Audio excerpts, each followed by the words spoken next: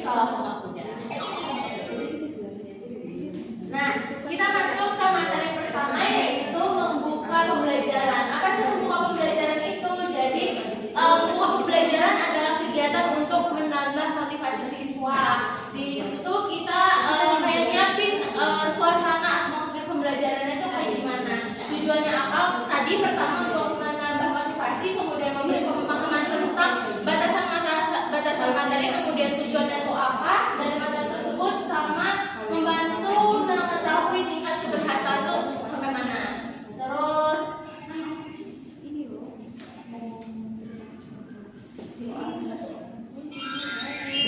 selanjutnya ada komponen membuka pembelajaran. Dari komponen ini tuh kita yang pertama ada menarik perhatian. Jadi cara kita untuk menarik perhatian mahasiswa itu kayak gimana, dengan ice breaking kah, atau dengan pembawaan penyampaian yang menyenangkan kah, atau kayak gimana.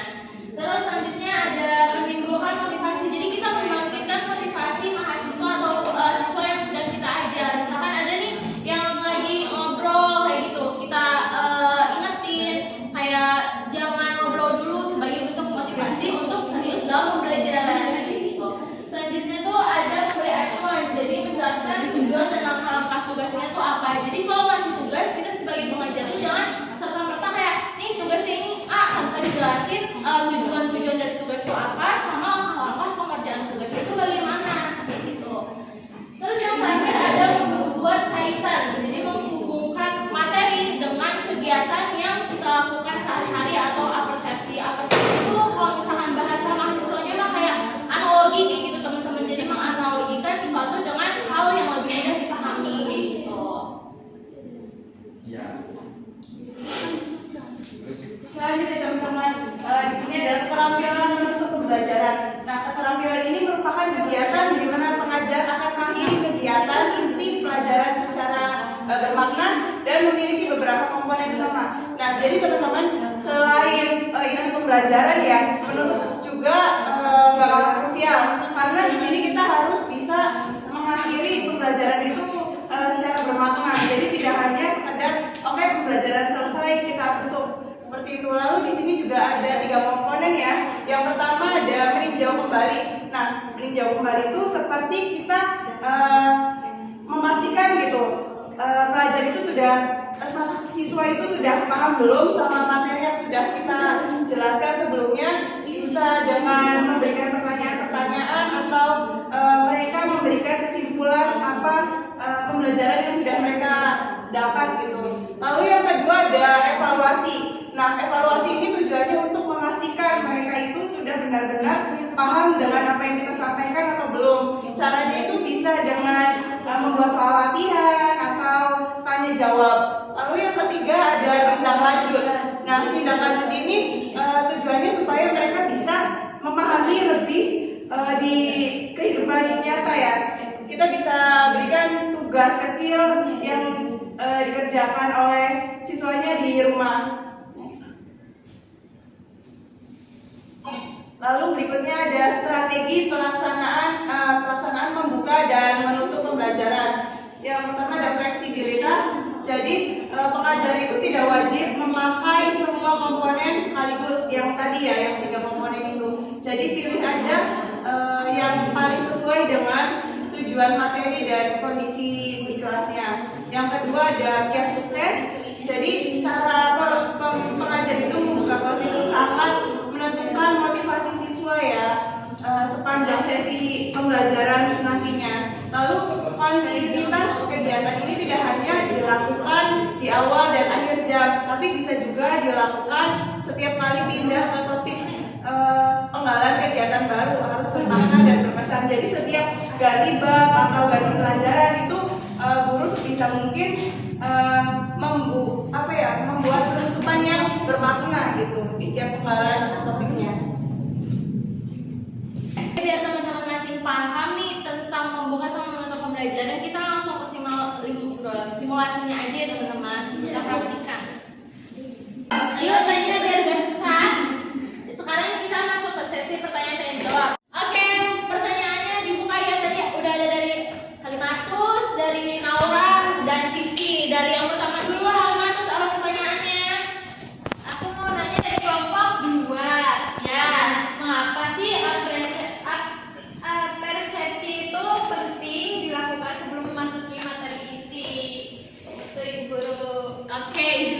jawab ya. Mengapa alat persepsi itu penting dalam pembelajaran? Karena alat persepsi itu membantu mempermudah siswa atau mahasiswa dalam mengerti pembelajarannya itu kayak gimana. Jadi alat persepsi itu dipermudah. Misalkan tadi contohnya permintaan.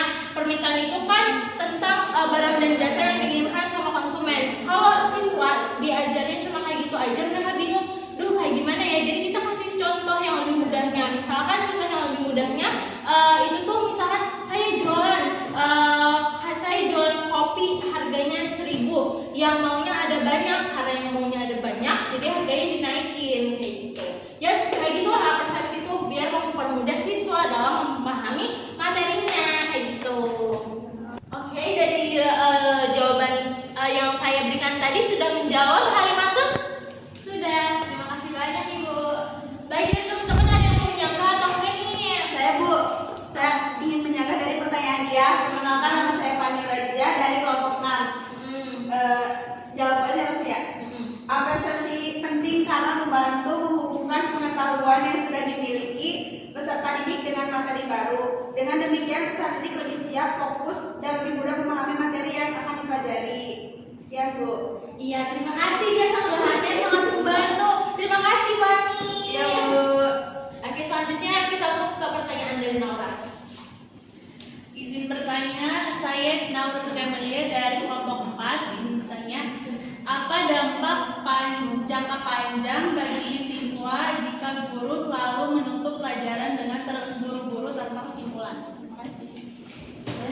Ya, saya izin jawab ya, Naura. Jadi kalau pengajar menutup pembelajaran itu secara buru-buru, tentunya akan berdampak negatif di jangka panjangnya ya. Karena penutup itu nggak kalah krusial. Karena kalau kita nutupnya asal saja buru-buru, mereka itu tidak nempel di pikiran mereka, tidak nyangkut di otaknya. Jadi pelajaran itu hanya lewat saja, masuk kuping kanan, keluar kuping kiri, lalu sudah. Tapi sekiranya guru itu bisa membuat pembelajaran itu jadi lebih bermakna. Seperti tadi ya, memastikan siswanya itu sudah paham belum tentang pelajarannya, terus juga dengan adanya tindak lanjut, tugas-tugas, soal, gitu, latihan soal.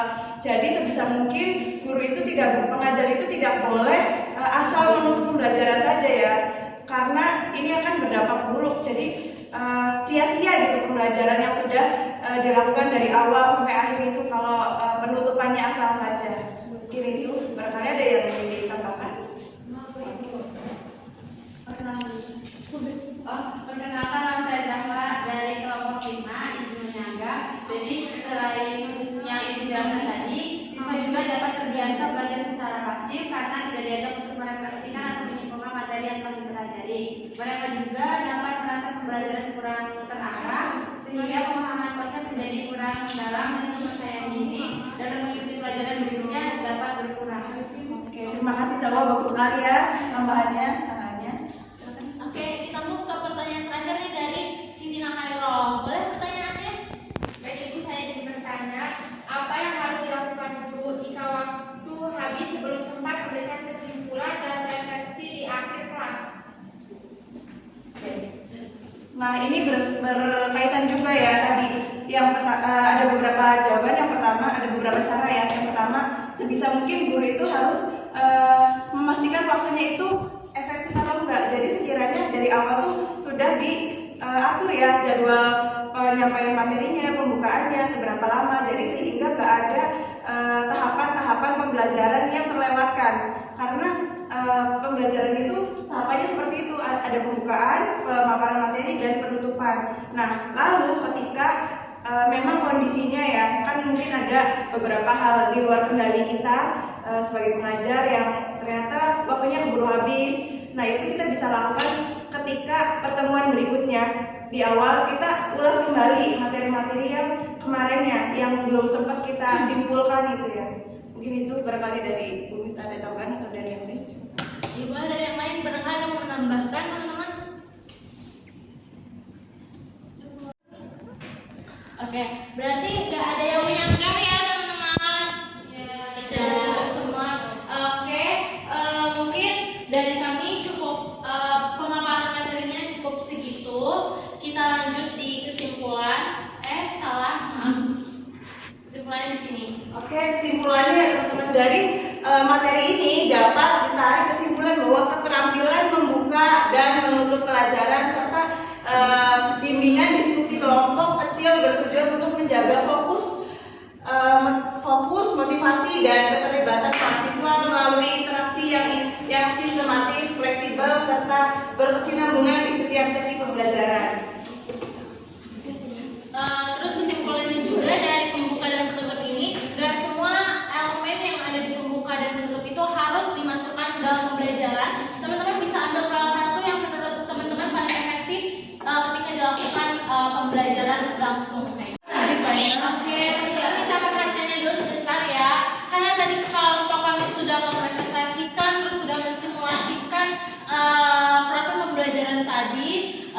Saya dan kelompok 3 ini, kami termasuknya ingin meminta pendapat dari kelompok 1 terkait penampilan kelompok 3 ini. Boleh dari kelompok 1 perwakilannya untuk mengobservasi kelompok kami. Baik, saya dari kelompok 1 izin mengobservasi dari kelompok 3. Jadi kekurangan dan kelebihannya itu udah sangat baik, bahkan seorang guru tuh bisa berinteraksi langsung sama siswanya, udah sangat baik. Dan setiap ada pemateri yang dijelasin, bahkan langsung ada interaksi secara langsung buat komunikasi antara guru dan siswanya. Dan kekurangannya itu kurang anggotanya aja sih, kurang lengkap, ada yang nggak hadir. Terima kasih. Oke, terima kasih banyak kelompok 1 atas observasinya. Kekurangannya mungkin nanti akan kami evaluasi dari kelompok 2. Kami benar-benar pamit undur diri. Wassalamualaikum warahmatullahi wabarakatuh. Waalaikumsalam warahmatullahi wabarakatuh.